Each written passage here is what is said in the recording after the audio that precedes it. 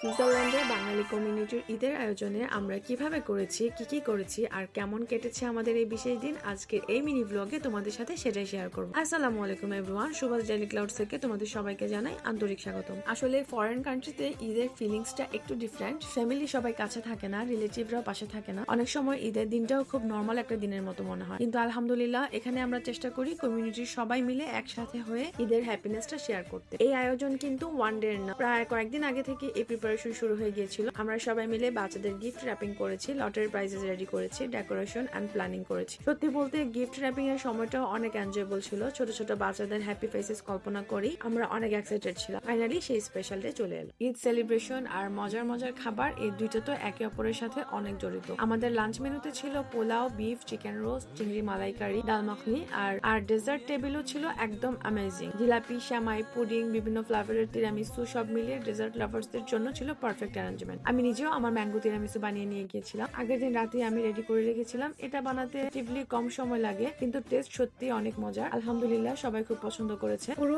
Event জুড়ে ছিল photos, conversation, food আর অনেক বিউটিফুল মেমোরিজ। আমার কাছে সবচেয়ে ভালো লাগে একটা বিষয়, যে আমরা হাজার মাইল দূরে থাকলেও আমাদের কালচার আর ট্রেডিশনস গুলো ধরে রাখার চেষ্টা করি। স্পেশালি আমাদের কিডসদের জন্য এই ধরনের অনুষ্ঠান খুব ইম্পর্টেন্ট। তারা যেন জানতে পারে যে বাংলাদেশি কমিউনিটি কি, আমাদের ফেস্টিভ্যালস কেমন, আর কিভাবে আমরা সবাই মিলে হ্যাপিনেস শেয়ার করতে হয়। এখন সামার সিজন শুরু হয়ে গিয়েছে, তাই প্রায় এভরি উইকেন্ডে কিছু না কিছু প্ল্যান থাকে। Picnic, get together, community events, কিছু না কিছু চলতেই থাকে। আর অনেস্টলি এই ছোট ছোট মোমেন্টস গুলোই বিদেশের জীবনকে অনেক অনেক বেশি বিউটিফুল করে তোলে। আমার মনে হয় লাইফ যেখানেই যেমন হোক না কেন এনজয় করা উচিত, সুন্দর সময়গুলো ক্রিয়েট করা উচিত। আরো একটা কথা তো বলতেই হবে, এই পুরো আয়োজনের পিছনে কিন্তু অনেক মানুষের পরিশ্রম ছিল। আমরা কয়েকদিন আগে থেকে প্রিপারেশন শুরু করে দিয়েছিলাম। বাচ্চাদের gift, lottery prices, decoration item সবকিছু একে একে রেডি করা হচ্ছিল। বিশেষ করে গিফট র্যাপিং করার সময়টা আমার কাছে অনেক মেমোরেবল ছিল, কারণ আমরা সবাই জানতাম এই ছোট ছোট গিফট গুলো যখন বাচ্চাদের হাতে যাবে তখন তাদের মুখের হাসিটাই হবে সবচেয়ে বড় পুরস্কার। লটারি প্রাইজেস গুলোর মধ্যেও ছিল অনেক সুন্দর সুন্দর আইটেমস। কেউ জিতেছে এয়ার ফ্রায়ার, কেউ ব্লেন্ডার, কেউ জুসার, আবার কারো অনেক ইউজফুল হাউস হোল্ড গিফটও ছিল। যখন একের পর এক উইনার অ্যানাউন্স হচ্ছিল তখন পুরো হল জুড়ে এক্সাইটমেন্ট কাজ করছিল, সবাই খুব এনজয় করছিল। আর ওই দিনের ওয়েদারটাও ছিল একদম পারফেক্ট। সুইজারল্যান্ডের সুন্দর সানি একটা ওয়েদার, বাইরে সুন্দর পরিবেশ আর ভেতরে পুরো হল ভর্তি মানুষ, সব মিলিয়ে একটা অন্যরকম ঈদ অ্যাটমসফিয়ার তৈরি হয়েছিল। মনে হচ্ছিল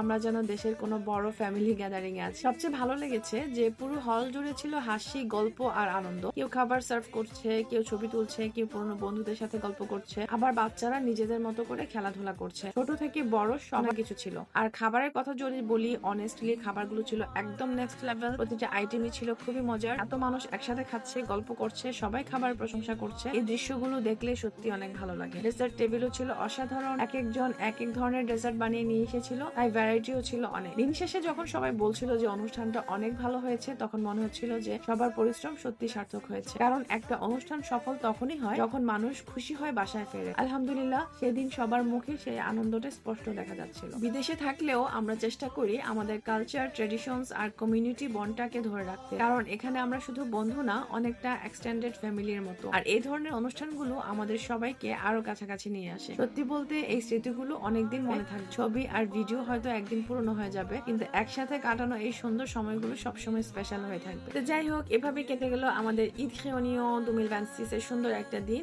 অনেক হাসি, অনেক আনন্দ, অনেক গল্প আর অনেক সুন্দর সুন্দর স্মৃতি নিয়ে শেষ হলো আজকের এই আয়োজন। আলহামদুলিল্লাহ বিদেশের মাটিতে থেকেও আমরা সবাই মিলে ঈদের আনন্দটা খুব সুন্দরভাবে উপভোগ করতে পেরেছি। লুজান সুইজারল্যান্ড থেকে বাংলাদেশের সবাইকে এবং পৃথিবীর যেখানেই আছেন আমার সকল প্রিয় মানুষদের জন্য রইল অনেক অনেক ভালোবাসা। আবারও ঈদ মোবারক এভরিওয়ান। নতুন কোনো ভ্লগ, নতুন কোনো গল্প আর নতুন কোনো সুন্দর মুহূর্ত নিয়ে খুব শীঘ্রই আবার দেখা হবে তোমাদের সাথে। ততদিন পর্যন্ত ভালো থেকো, নিজের এবং পরিবারের খেয়াল রেখো। Thanks for watching and see you in my next blog. Take care everyone. আল্লাহ হাফিজ।